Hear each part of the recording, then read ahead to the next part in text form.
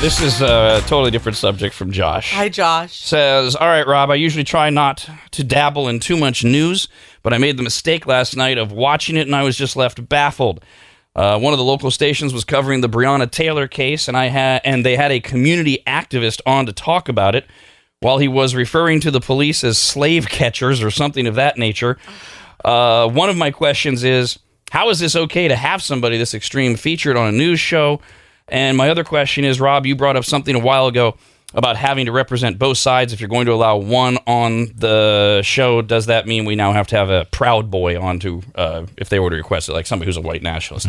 Okay, so the second question first. Equal time does not apply to the news. Equal time it's a gray, dicey FCC thing.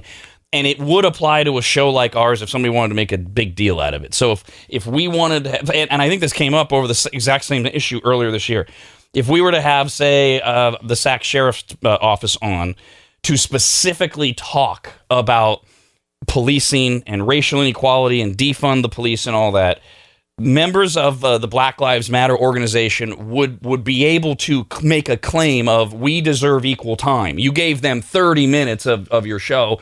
You have to give us 30 minutes.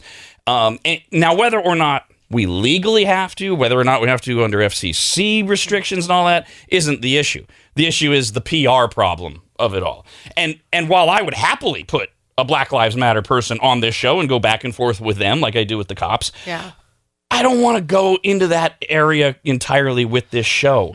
And it does get dicey. So that's what that was referring to, but it does not apply to newscasts. So no, they don't have to have anybody on as a result. As for your first question, and I hope you understand this, I hope you mean this literally, how is it okay to have somebody this extreme on? Because we live in America, and it's free speech, First Amendment, and we should know. Yes. I want to know. This is what we always talk about, and we talk about it with race. I want to know if you're a racist on either side, or in whatever way, because I want to know whatever evil attributes there are about you so I can avoid you at all costs. This 20 years scrubbing that we've done of telling people to be quiet and to hide all of their biases and all of their bigotry is a terrible thing. We want to, and it's also important, even if you don't share that opinion of mine, it is important, especially if you're presenting the news, for people to understand, yes, you have neighbors that think like this, whatever this is. You have neighbors that use the N-word and think that blacks are 3/5 of a person still.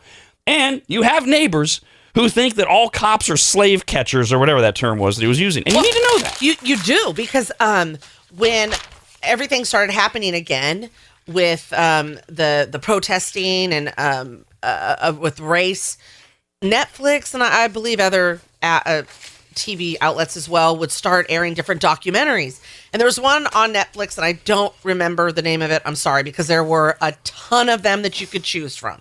And I started one. I hadn't gone back to it yet, but I do know in the beginning that's the first time I knew that there was a thing that people thought that, because their view of police was the police were mainly started to keep black people in line. That was kind of their version of the history. And I didn't get much farther than that, but it's like, oh, okay, we have that viewpoint out there and the way in which they're telling it. And it's not, I mean, they had historians on, people on there that were giving examples of how they thought that came to be. But going much farther than that, I didn't. But anywho, that was the first time I was like, wow, okay, I hadn't heard that before. That cops were invented to keep black people in line. Okay, well, that's a viewpoint. I was laughing because Brandon's eyes went way up when Dawn finally got to the anywho part. Like, yes, thank you for ending that. That's okay. Did that go on?